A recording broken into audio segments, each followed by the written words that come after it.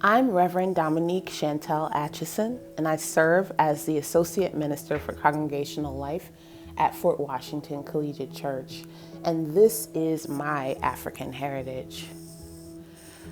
Many people think in terms of immigration when thinking about journeys to New York City, especially for people of color. But my story is one of migration. Specifically, the migration of African Americans from the southern United States to the northern states.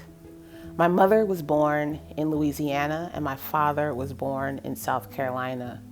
They both ended up in New York City in the 1960s.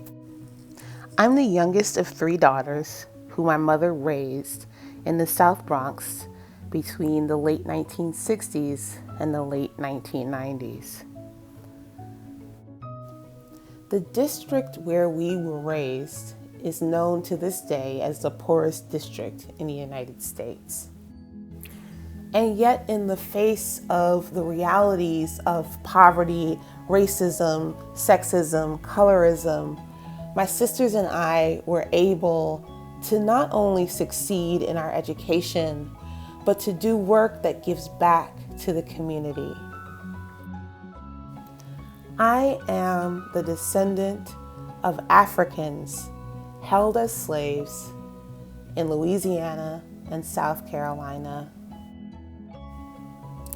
I am the descendant of ancestors and elders who faced Jim Crow laws and moved up north in order to give their families a better life. My life has shown me what it says in Philippians 4. Where it says, I know what it is to be in need, and I know what it is to have plenty.